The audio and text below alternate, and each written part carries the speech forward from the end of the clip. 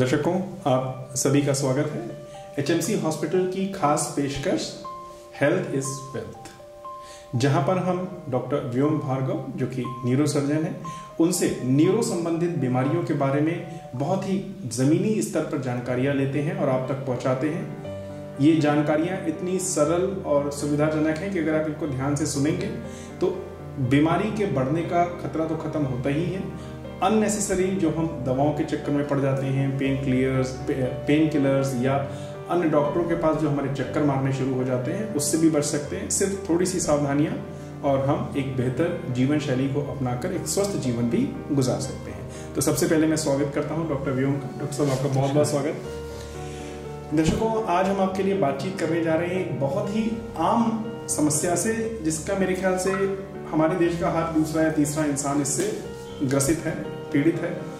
कमर दर्द। डॉक्टर साहब, एक ऐसी समस्या जो आज की डेट में, पहले तो हम लोगों ने देखा था एक हेल्दी लाइफ स्टाइल की वजह से बच्चों में या युवाओं में 22, 23, 24 साल तक ये समस्या नहीं होती थी, लेकिन अब चेंज ऑफ लाइफ स्टाइल और खास करके कोरोना के बाद जो हमारा सिटिंग आवर्स बहुत ज़्यादा बदल चुके हैं, कमर दर्द एक बहुत अहम हिस्सा बन गया है आम आदमी की जिंदगी का। तो मैं इसमें सिर्फ 2-4 चीज़ें आपसे जो जानना चाहता हूँ ये कि सबसे पहले कमर दर्द की क्या कोई खास एज होती है शुरू होने की?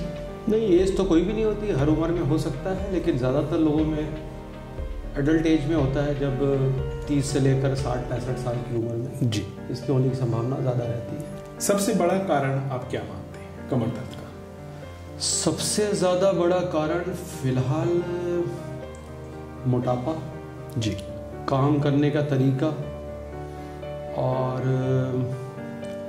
तीसरा जो रिसेंटली मैंने नोटिस किया है वो भी काम करने के तरीके से जुड़ा हुआ है। जैसे कि आजकल कोरोना पीरियड में जब लोग अपने घरों में रह गए थे, तो मोबाइल और लैपटॉप का इस्तेमाल बहुत बढ़ गया सारे लोगों के लिए जी, और उसकी वजह से लोगों में गर्दन का दर्द और कमर का दर्द दोनों ही की संख्या बहुत बढ़ गई। इनिशियली मैं सोचा था केवल वो नेक के ऊपर स्ट्रेन है, पर बाद में मैंने रियलाइज़ किया कि कमर का दर्द जो बढ़ा है, जो आ रहा है आजकल, वो भी उसी नेक के पेन की वजह साथ जुड़ा हुआ है।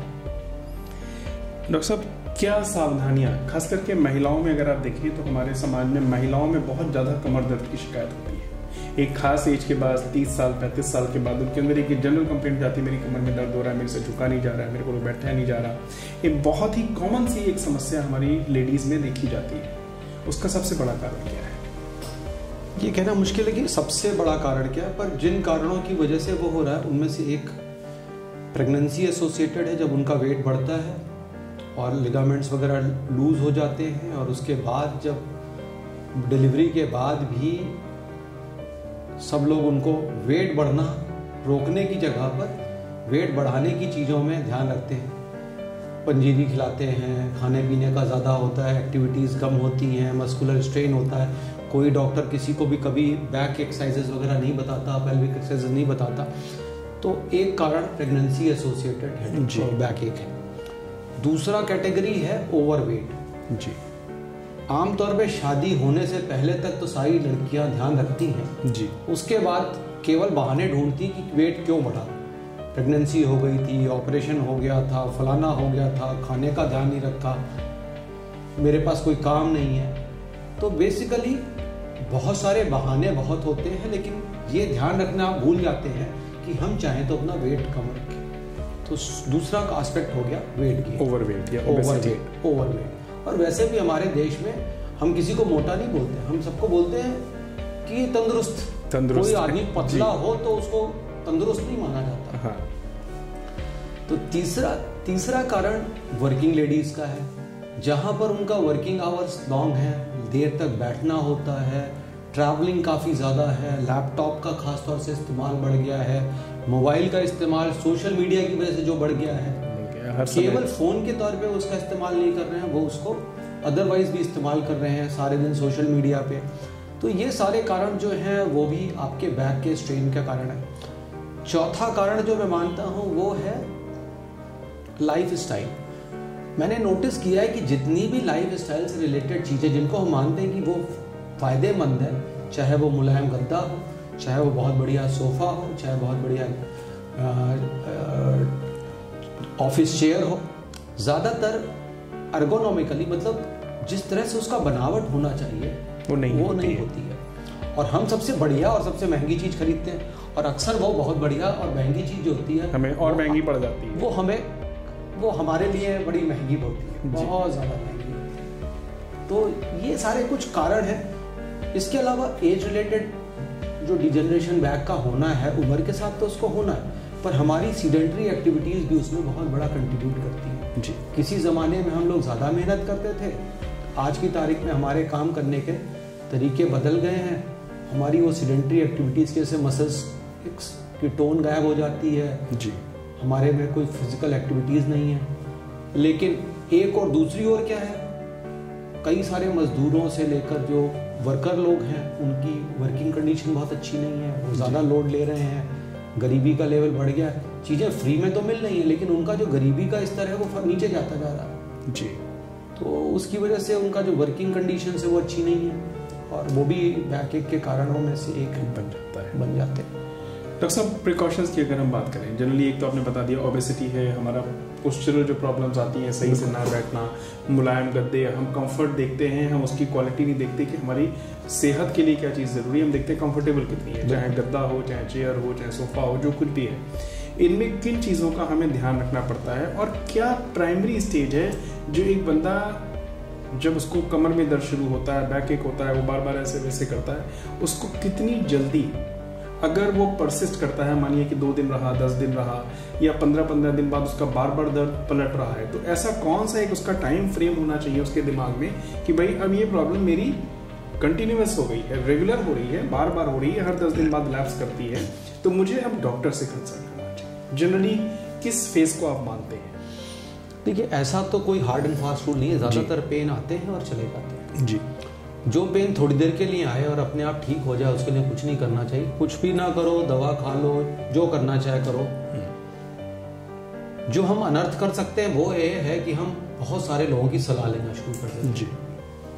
हम उसका जो नेचुरल कोर्स है उसको डिस्टर्ब करना शुरू कर देते हैं। कोई गिलास लगाता है, कोई कुछ करता है, कोई मालिश करता है, कोई टेप लगाता है। मैंने जितनी वैरायटी इसके इलाज में देखी है उतनी वैरायटी मैंने कहीं नहीं देखी। सेल्फ जो डायग्नोसिस का प्रॉब्लम है और सेल्फ मेडिकेशन, सेल्फ ट्रीटमेंट, और मतलब मैं उनको कुख्यात कहूँ कि सुख्यात कई सारे लोग ऐसे हैं जिनके पास लोगों की भीड़ लगी हुई है, और वो कैसे कैसे ट्रीटमेंट कर रहे हैं जो काफ़ी नुकसान करने वाले हो सकते हैं।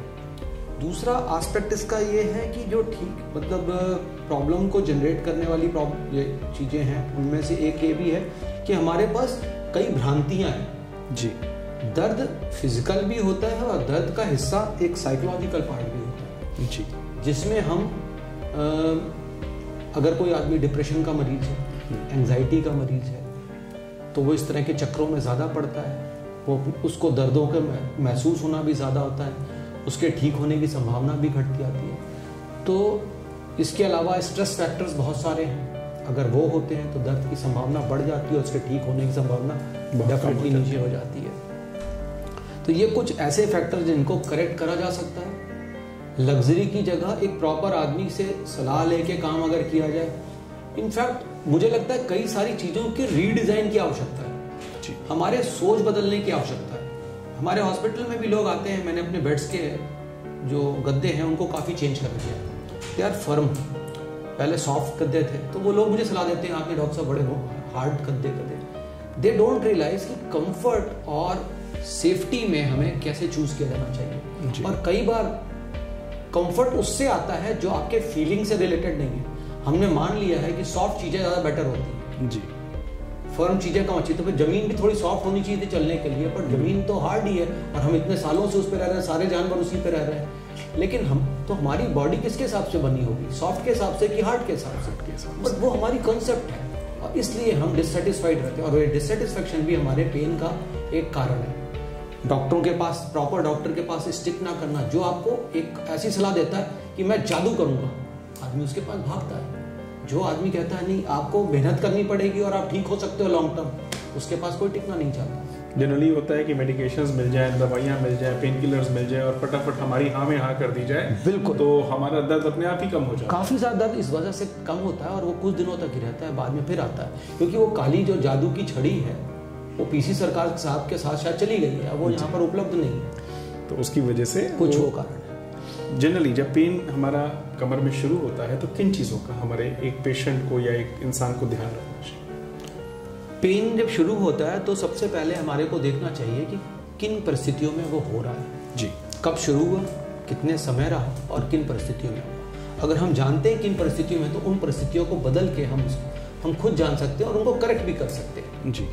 एक तो ये तरीका है। दूसरा, अगर वो शॉर्ट टर्म का है तो अपने आप चला, जैसे मैंने शुरुआत में बात की। लेकिन अगर वो बार बार आता रहता है, पहले से बढ़ता जाता है, आपको ज़्यादा परेशान करने लगता है, फैलना शुरू हो जाता है, पैरों में फैलना हो गया या दोनों साइड में जाना लग गया, या फिर इतना हो गया कि आपकी नींद वगैरह डिस्टर्ब होने लगी, आपका काम डिस्टर्ब होना शुरू हो जाए, या पैरों में सुन्नपन, कमज़ोरी आने लग जाए, पेशाब लैट्रिन में कंट्रोल में मुश्किल आने लग जाए, तो ये सारे उत्तरोत्तर खतरनाक सिम्टम होते जाते हैं।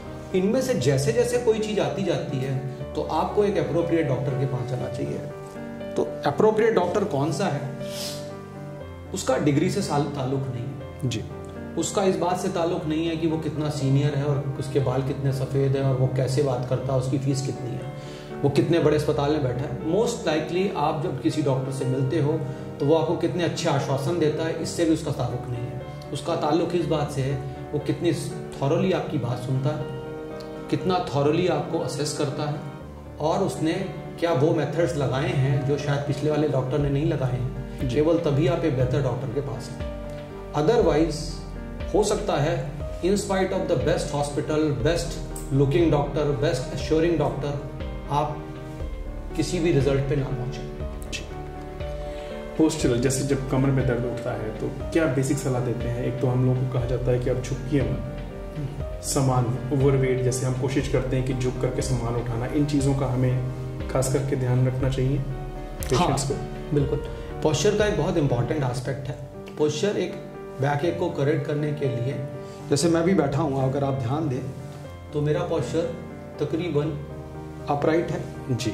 नंबर 2, जब मैं बैठा हूँ तो मेरा ये हिस्सा और घुटने का हिस्से के लेवल में घुटना थोड़ा सा नीचे। मैं बैठना चाहता, अगर आराम से बैठना चाहता तो मैं ऐसे बैठता जी, पर मैं वैसे ना बैठ के मैं ऐसे बैठा हूँ। इससे मेरा ये हिस्सा ऊपर और ये हिस्सा नीचे। तो जहाँ पर भी हमारा पोस्चर ऐसा हो जाता है, जहाँ पे हमारा घुटना हमारे बाकी बॉडी से थोड़ा नीचे होता है, तो हमारी बैक हमेशा स्ट्रेट रहती है। हमारे को उसके लिए स्पेशल एफर्ट नहीं करना पड़ता। अगर हम केवल इतनी छोटी सी बात का ध्यान रख सकें, चाहे वो कार हो, चाहे वो सोफ़ा हो, चाहे वो कुर्सी हो, चाहे वो ज़मीन हो, चाहे वो मंदिर हो, कहीं पर भी हम बैठे, पलंग पे बैठे, हम अपने पोस्चर को ऐसा अगर मेंटेन कर पाते हैं किसी भी तरीके से, तो हमारी बैक की काफ़ी सारी समस्याएं सॉल्व हो सकती हैं। अगर हम काम करते वक्त भी इन चीज़ों का ध्यान रखेंगे तो हमारी बॉडी जो है शायद उसको पेन होने की संभावना बढ़ जाएगी, बहुत कम हो जाएगी। एक जनरली देखा जाता है डॉक्टर साहब, बैक पेन में क्या जो हाई हील्स होते हैं, चाहे वो जेंट्स के हो चाहे वो लेडीज़ के हो,